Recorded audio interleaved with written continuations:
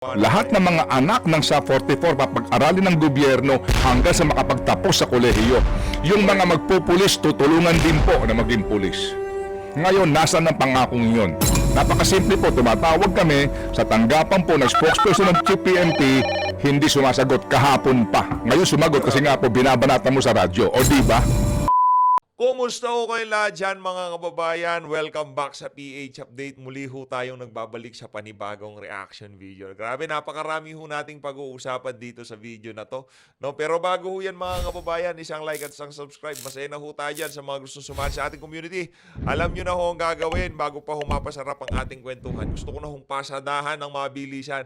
Yung mga nagpakulay din sa huli nating video. No? Maraming salamat ho. No? Mega love shoutout ho muna natin itong mga kababayan natin napakatindi kong sumuporta sa mga ginagawa nating reaction video. Mega love shoutout dito kay Idol TV Canada. Idol TV Canada, mega love shoutout. Maraming salamat to dito sa 14 Canadian dollars. Maraming salamat to. Mega love shoutout. Mega love shoutout din ho dito kay Jay Kagayama. Kagayama. Sir Jay Kagayama, maraming salamat to dyan sa 800 yen. Maraming salamat. Mega love shoutout to.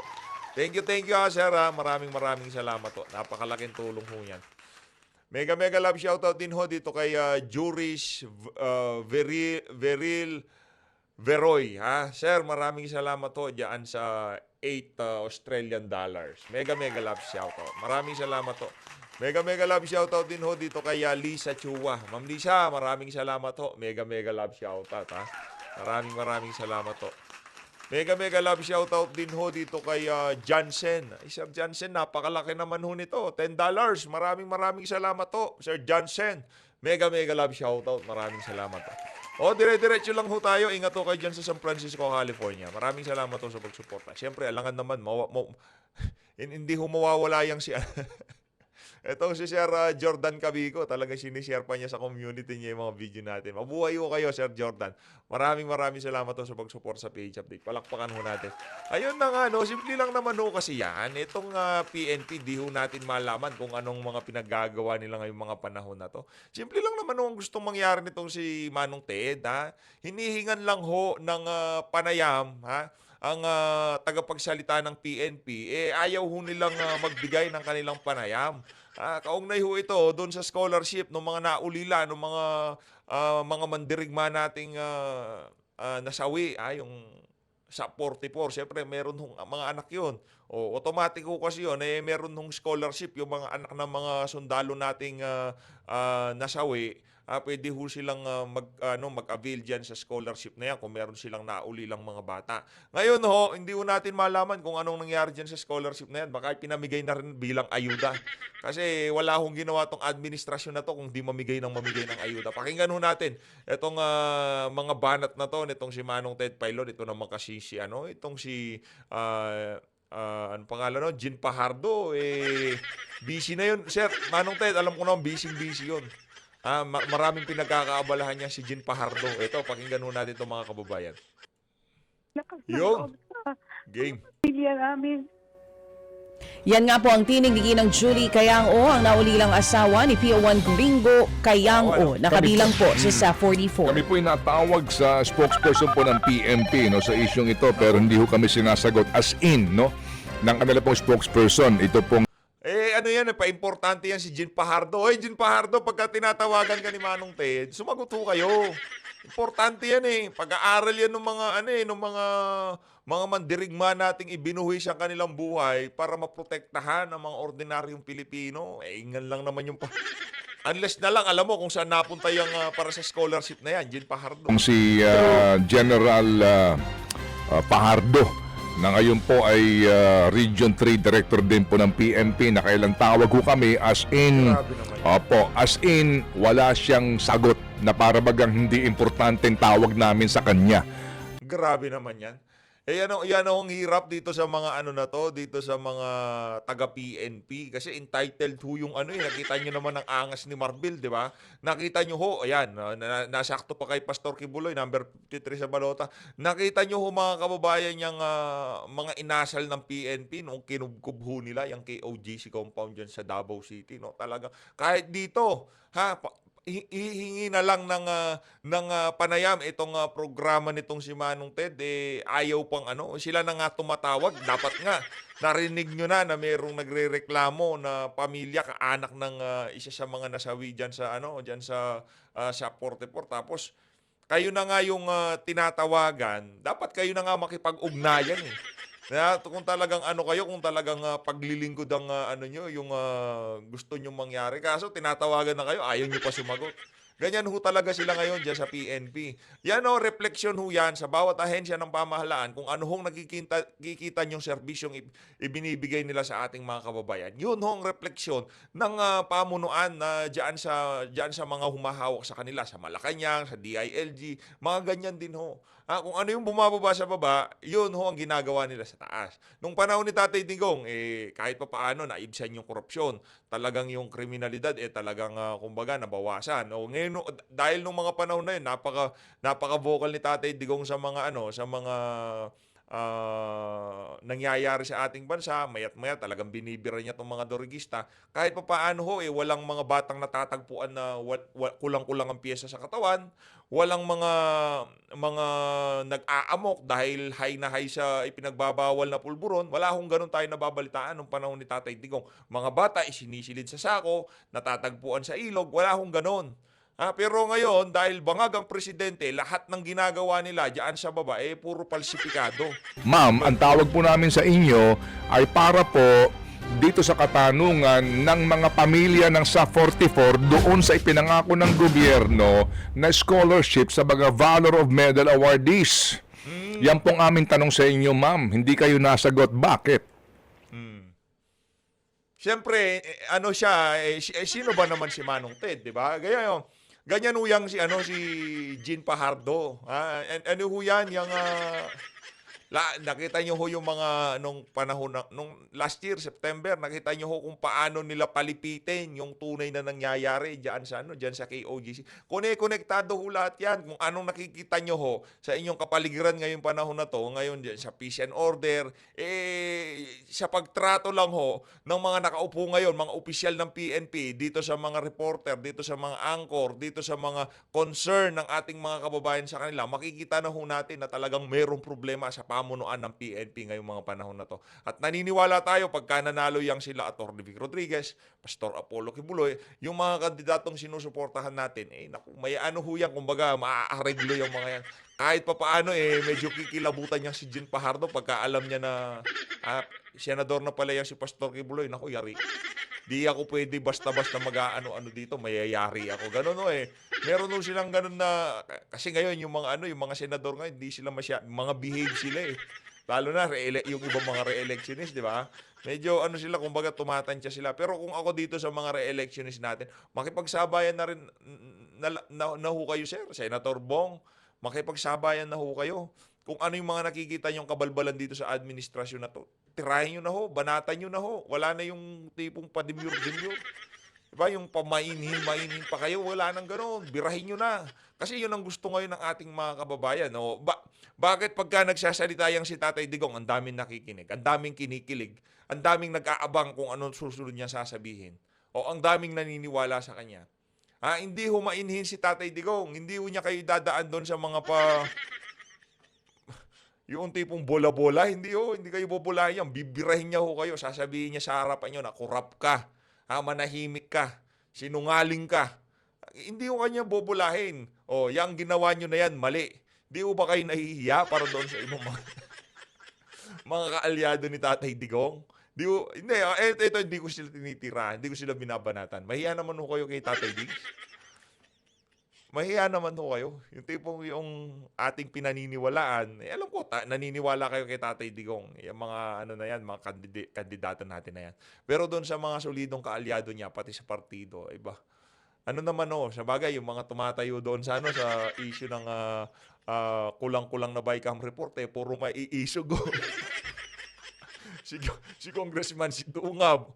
PDP ba yan? Hindi, di ba? Hugpong ng pagbabago yun eh. Kay VP Sara yun eh. Tapos yung, sino pa, ano dyan, sino mga punong abala, Atty. Vic Rodriguez. Maisog din ho yan. Sana naman sa mga kasama natin.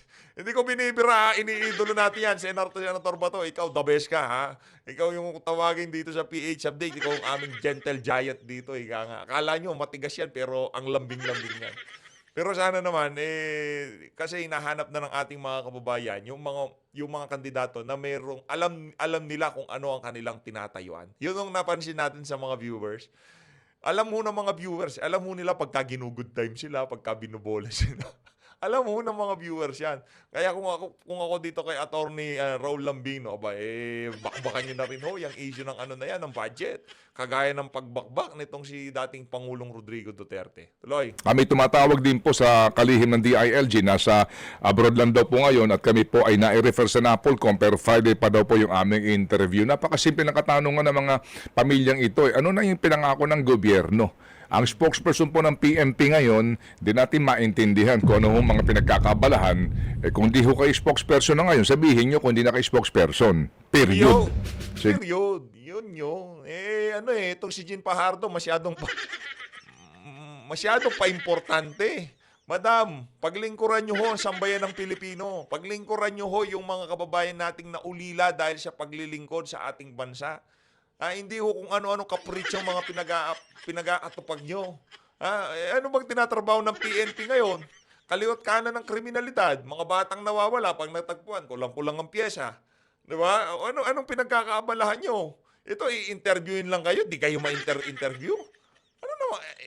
Kung ako dito kay Manong Ted, talagang bakbakan niya na yan eh. Sabagay, binakbakan niya na. Tuloy ho natin. Sige, tuloy mo na yung balita, baby girl. Samantala mga Mamaya na yan, baby girl, ha? Mamaya na yan. Rekta na tayo doon sa kasunod na banat na yan, kaugnay dito sa gustong pakikipag-ugnayan ng programa nitong si Manong Ted dyan sa PNP. Rekta na ho tayo doon.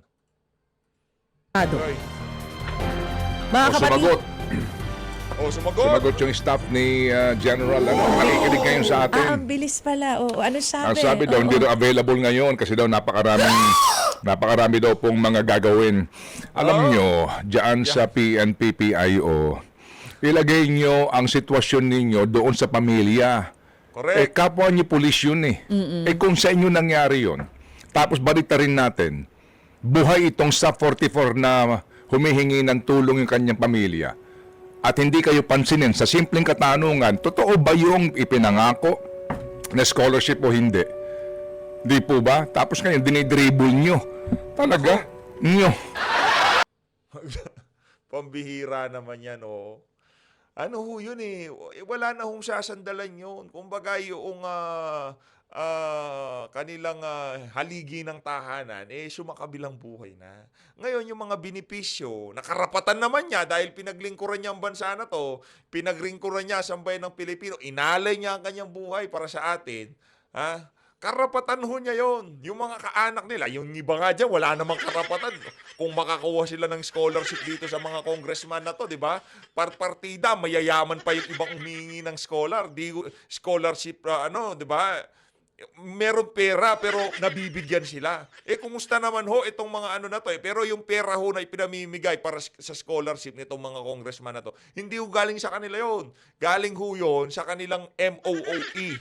O galing ho yun sa kanilang mga nanenok sa kanilang pwesto bilang congressman. Ito hong mga ano na to, na ulila ng mga sa 44, dapat ho sila ho talagang bigyan ng karampatang mga benepisyo kung ano man yung mga dapat nilang matanggap. Huwag yung i-dribble, nakakaya ho kayo. Kawawa naman ho sila. Di ba? Tama yung sinabi ni Manong Ted. Jean Fajardo, di naman sa pag-ano. Kung ano man mangyari, kung isa ka doon sa mga asawa mo, isa doon sa mga nagurgur. Di ba? Ngayon, ikaw hindi ka pulis. Meron siyang anak na naiwan. Hindi mo alam paano mo pag-aralin. Sasabihin sa'yo ng spokesperson ng PNP, busy po kami. Marami pong ginagawa si Jean Fajardo. Pinapakinang niya ho yung nunal niya. Gaganunin ka? Gusto mo? Huwag kong ganun. Napakababoy nyo. Nako, sige. Okay, yan po ang ating sagot dito po sa staff ni General Jean Fajardo. Opo, kung iniiwasan niyo pong katanungan na yan, sabihin niyo ng diretsa. Di po ba? Nang magkaalaman po tayo, sasabihin namin sa pamilya namin nakapanayam kahapon. Correct. Ang tanong nila simple, yung ipinangako na scholarship na buo 100%. sa mga Medal of Valor awardees gaya po ng SAP 44, ibibigay nyo ba o hindi? Dahil kung hindi, no sila sa Napolcom na 18,000 daw po. At marami pa mga kondisyon para po sa scholarship. Nangako yan, napakinggan natin yan eh. Anak ng toko, ah. Yung sa mga congressman niya, yung scholarship nila, walang kondisyon. Basta ikaw malapit kay Kong, meron kang scholarship. Basta ikaw boboto mo si Kong, yun ang kondisyon. I mean, walang, dapat maintain ka ng grades, dapat ganito ka, ganyan ka. Yung sa mga yung mga pinamimigay na scholarship, yung iba nga 25,000 kada semester eh. O yung sa Napolcom 18,000, naku, parang egulso ata yung mga yung mga kaanak ng mga nang nakatanggap ng Medal of Valor Parang meron ho ata tayong problema doon. At dapat sana ang pinakaunang tutulong diyan ang PNP.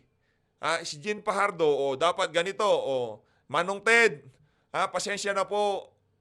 Sobrang busy lang namin pero kukunin ho namin ang numero ng mga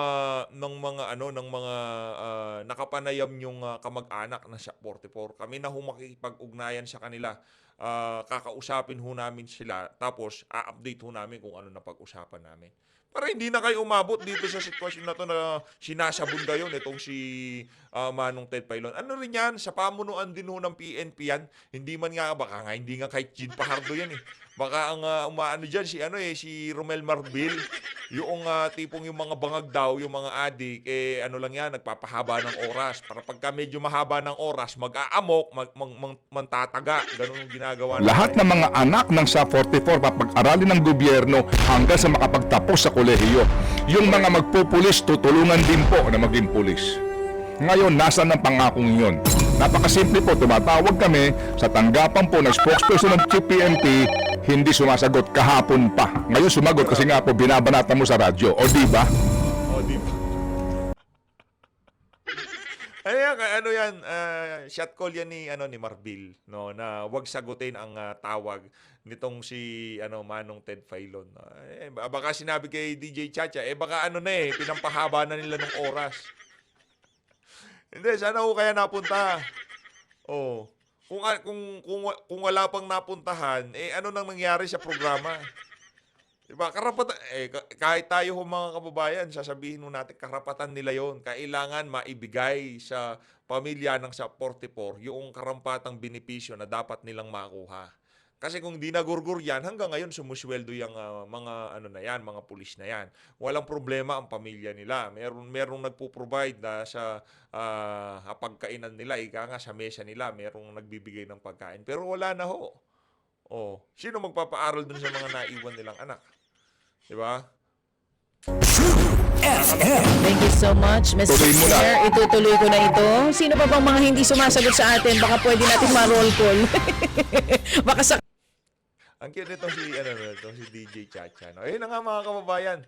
Rekta na ho tayo dito. Commentary ako kayo dun sa pinag-usapan natin na yon. Anong masasabi nyo sa pagtugon ng PNP kaugnay doon sa mga naulila ng mga kababayan nating sa 44? Di ko tayo natutuwa doon dahil ang hirap po niyan. Kahit sa Biblia sinasabi, di ba, tulungan nyo yung balo. Yung mga balo ho yung mga yun eh. Mayroon silang naulila eh. Tapos kayo, dyan sa PNP, ihingin lang naman ang panayam nyo kung ano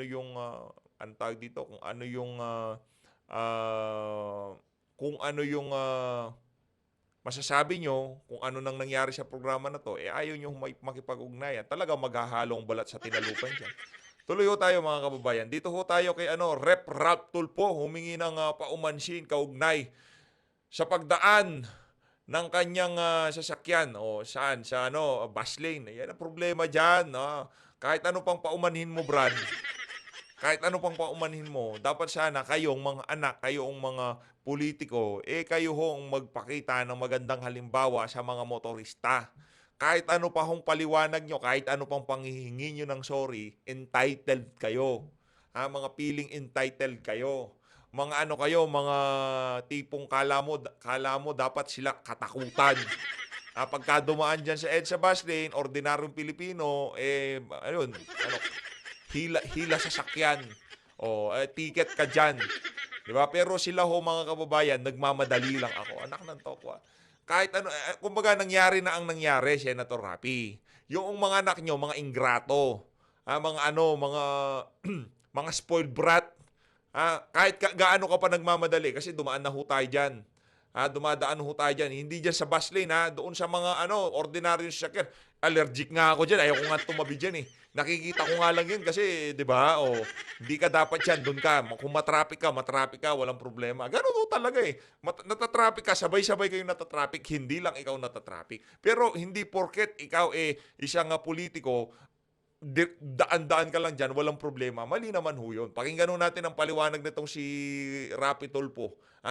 Isa sa mga pinaka-inutil na senador ngayong mga panahon na to. Humingi na ng paumanhin si Quezon City 2nd District Representative Ralph Tulfo kaugnay sa pagdaan ng kanyang sasakyan sa EDSA busway. Paglilinaw ni Tulfo, hindi niya ginamit ang kanyang pangalan at posisyon para makalusot sa insidente. Hindi niya ginamit ang kanyang posisyon. Ang ginamit lang niya yung kanyang mamahaling sasakyan na merong selyo ng Senate of the Philippines. Hindi ho niya ginamit yung kanyang pangalan. Akala niya siguro pagka nakita ng enforcer na merong selyo ng Senate of the Philippines, palalampasin na tong unggoy na to. Hindi ho siya, hindi ho siya sinanto ng mga enforcer. Kaya tama ho yan, no? At wag ho kayong dadaan dyan. Para ho yan sa mga bus. Inallocate yan sa mga bus. Kasi kahit na, ganito lang kahit na sabihin natin hindi lang bus makakadaan dyan, makakabilis ba sa daloy ng trapiko? Hindi pa rin ho. Yang isang lane na yan, pagka pinadaanan mo ng mga pribadong sasakyan yan, bibilis na ang takbo ng trapiko. Hindi ho bibilis. Ang issue ho talaga, napakarami hong sasakyan dyan. Bakit napakarami ng sasakyan? Kasi napakapangit ng transport system natin. Bakit napakapangit? Kasi yun ang gustong mangyari ng pamahalaan nitong administrasyon ni Marcos Jr. Yun ho yun. Kung meron man ho kayong sisisihin dyan, walang iba kundi ang si Marcos Jr. Diba? Kung pinagpatuloy niya yung mga dikay ng nagdaang administrasyon, sa tingin ho natin kahit papaano, naibsan na yung trapiko na yan dyan sa Metro Manila. No? Ano ho yan? Political will, ika nga. Ang pangit to ng transport system. Anong gagawin ng mga ordinaryong Pilipino? Ang pangit ng tren, walang subway. Di ba? Feeling ng mga Pilipino pag meron ng programa na gumagawa sila ng subway. Wow, may subway na tayo. Wow, may subway na tayo. 80s pa ho sa iba't ibang bansa, meron na silang subway. Sobrang napag-iwanan na ho tayo, kaya wag ho kayo masyadong ma-excite. Ngayon, di ho natin malaman kung ano nangyari doon sa subway na inumpisa nung panahon ni Tatay Diggs, no? Doon sa mga iba pang programa, no? Marami ho dyan, nahinto dahil sa kabangagan ng administrasyon na to. Anong gagawin ng mga ordinaryong Pilipino pagka pangit ang transport system? Ang mura ng pagbili ng sasakyan. Di ba? Meron ka lang 20, 30,000, makakapaglabas ka na ng sasakyan. Bibili yan ng marami sasakyan kasi ang pangit ng mga jeep, delikado. Diba? Yung train tumitirik. Anong ginagawa ng mga ordinaryong Pilipino? Nagbibilihan ng sasakyan. Napakamura eh. Anong mangyayari sa karsada natin? Mapupuno ng sasakyan. Pero pagka pinaganda ang transport system natin, kagaya sa mga karatig bansa natin, kahit ako, hindi na ako magdadala ng sasakyan. Magte-train na lang ako. Ba't ka pa magdadrive? Upo ka na lang na ganyan. Tapos, ang bilis pa. Sarap sarap mag-commute pagka ganun, di ba? Pero ngayon, paano ka magko-commute? Di ba? Ang pangit. Ang hirap po, mga kababayan. May bit ka. Meron kang anak. Yari ka dyan. Kasi ang ginagawa ho ng pamahalaan na to, gusto ho nila na manatili lang ho tayong ganyan. Ano ho yan domino effect yan Pagka maraming napaka bigat ng trapiko, malaki ang lugi niyan sa ekonomiya ng ating bansa. No, malaki ang lugi niyan. Pagka pangit ang ekonomiya, marami hong naghihirap na Pilipino. Pagka marami naghihirap na Pilipino, doon nagpapabida ang mga politiko. ano lang ho yan mga kababayan, wag ho kayong magpadala dyan sa mga kabalbalan ng ano na yan. Lahat ho ng nangyayari dito sa administrasyon na to, nakikita nyo na maganda para sa pagmamata ninyo o kung ano pa man, lahat ho yan ay ang magbebenepisyo yung mga pamilyang nakaupo ngayon sa pamahalaan. Hindi ho yung mga ordinaryong Pilipino. Kaya wag ho kayong magpabola dito sa administrasyon na to. Naku, napakarami hong kabudulan na ginagawa nito eh. Madami hong kabudulan. Kung meron man silang yung Maharlika Investment Fund, naku, malaki hong ano yan. Yan, baka kailangan ding magpetisyon sa Supreme Court, baka unconstitutional din yung ano na yan. Maharlika Investment Fund, di ba? Kung saan nila i-invest, anong mangyayari sa revenue, baka ibubulsa lang ng mga humahawak diyan sa mga pondo na yan yung kikitain ng di ba, mga investment yan. Di ho natin alam kasi di naman sila transparent. Sino na naman magbebenepisyo? Yung mga nakapaligid sa administrasyon. Di ba? Tuloy. Wala raw nangyaring pang-aabuso sa mga nanghuli sa kanila noong nakaraang Huwebes. Hindi raw nila ito tinakasan at tinanggap ang kanilang tiket at pagkakamali. Hindi naman sinabi ni Tulfo ang dahilan ng kanilang pagdaan doon. Mukha pa lang abusado na eh. Diba, tingnan nyo naman anak ni Tulfo. Yung mga nasa second district, nasa sa inyo, iboboto yung mga Tulfo na yun. My goodness. Maawa ho kayo sa mga Pilipino, maawa ho kayo sa mga constituent nyo. No, kung merong isang Tulfo, siguro yun, si Ben Tulfo, yun, pwede nating palusutin yun. Kasi pagka-doktor, si Doc Richard Mata na yung gusto ng mga kababayan natin dito sa PH Update, siya panalo dito eh. Ngayon, ang tanong dito, kung meron pa tayong isang slot, sinong gusto nyo? Doc Willie Ong o itong si Ben Tulfo? Mamaya ho, pag-usapan natin yan sa comment section. Kasi yung si Manong Ben parang silent DDS ika nga, di ba? Pero ayon sa kanyang ama na si Senator Raffy Tulfo, posibleng nagmamadali Anong nangyari kay Raffy Tulfo? Ba't parang nagmamanas ang mukha? Di ba? Ba't nangyari sa'yo? Talagang gusto nyo pigilan yung aging nyo, gano'n, kung ano-anong gamot ang tinuturok nyo sa mga pagmumukha nyo, sa katawan nyo, iniinom nyo. Kaya tingnan nyo naman hindi naman ganyan ang mukha ni Raffy Tulfo eh. Nagpabanat ng mukha? Nung nakita ko siya, ba't namamaga mukha nito? Di ba? Tuloy. Senator Raffy Tulfo, posibleng nagmamadali sila noon. Inamin daw sa kanya ng anak ang nangyari at pinagsabihan na niya tungkol sa insidente. Ayun. Nagmamadali. Sila lang naman may karapatan magmadali. Pagka yung mga Tulfo nagmamadali, pwede dadaan sila sa bus lane. Nagmamadali sila noon eh. Diba? Ano magagawa nyo? Nagmamadali. Mga bilyonaryo yun eh.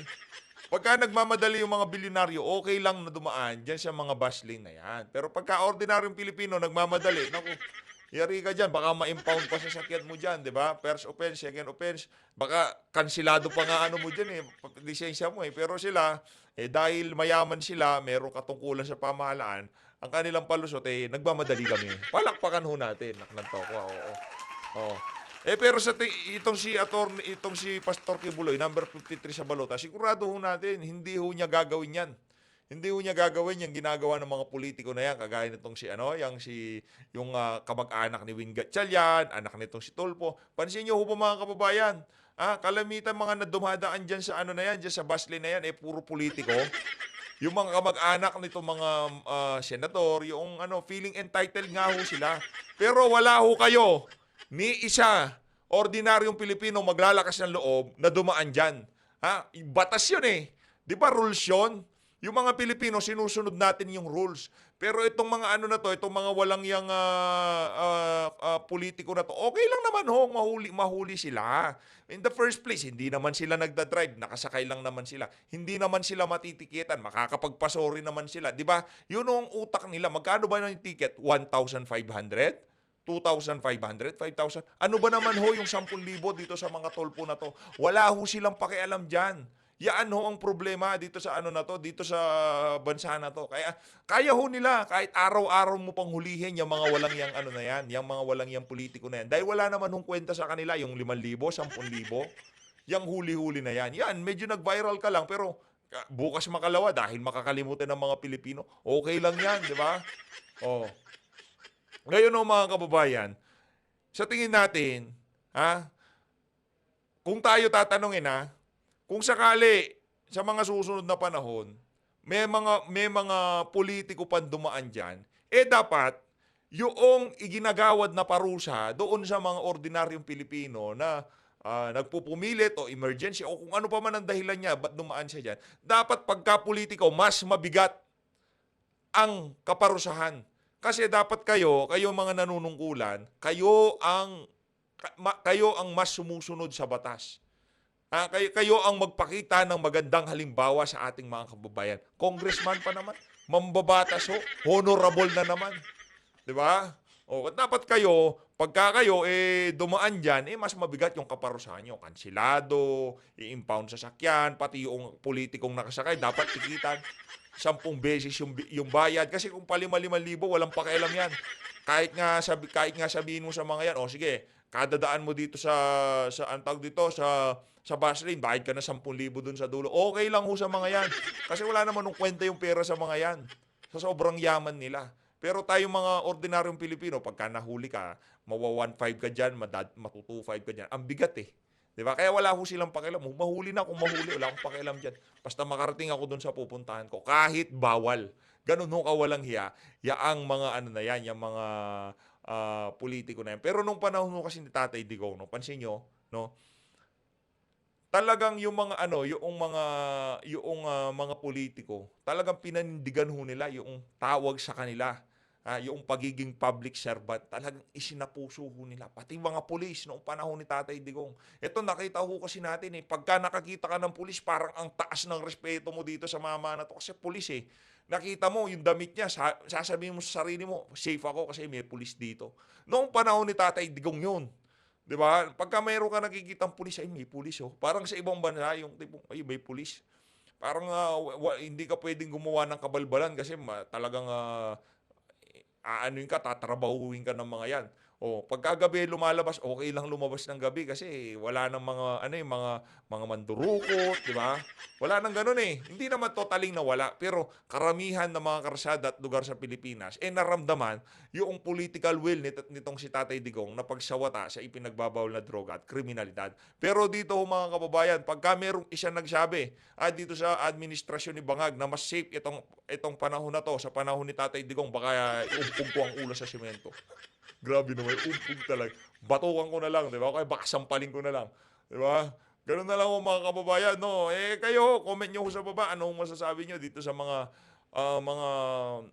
feeling entitled, mga kala mo sila may-ari ng Pilipinas pagka asal sakali, kahit saan sa totoo lang, kahit saan nyo makasabay, yung mga mayayaman na yan, yung mga tulpo, yung mga politiko na yan, akala mo kung sino, real talk sa mall, kahit saan nyo makita yan.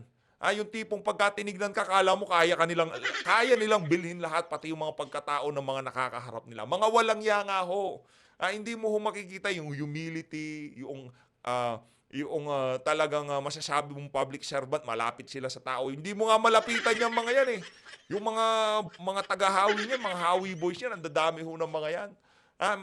Malalapitan at mahahawakan mo lang yan, makakapag-picture ka lang dyan sa mga walang yan, kagaya nitong si Rapi Tulfo, pagka panahon ng eleksyon. Ayan. Pagka panahon ng eleksyon, yan, pwede kang magpa-picture sa mga yan, pwede mo lapitan, pwede mo yakap-yakapin, di ba? Ako, hindi ko naman yayakapin. Sino ba yayakapin ko dyan? Si BP Sara lang yayakapin ko dyan. Wala akong yayakapin sa mga politiko na yan. Pagka nakita ko si BP Sara, talagang BP pwedeng payakap. ko. Baka bawal, Bawal kasi yun bawal sa sa mayayari tayo dun sa sa mga security niya. Baka batukan ako Kasi magpapaalam muna tayo. BP pwedeng payakap po. Grabe naman, kinikilig si PH Update. Ayun na nga mga kababayan, maraming salamat sa pagsuporta sa PH Update. Mag-ingat po kayong lahat. Mahalin natin ng Pilipinas. Maraming salamat po. Maraming salamat. Pasensya na sa mga naghahanap sa atin. Medyo na-busy lang tayo kanina kaya wala. Ito pa lang upload natin sa pasensya naman. Meron din naman tayong ibang inaasal. Maraming salamat. Mag-ingat po kayo lahat. Mag-ingat.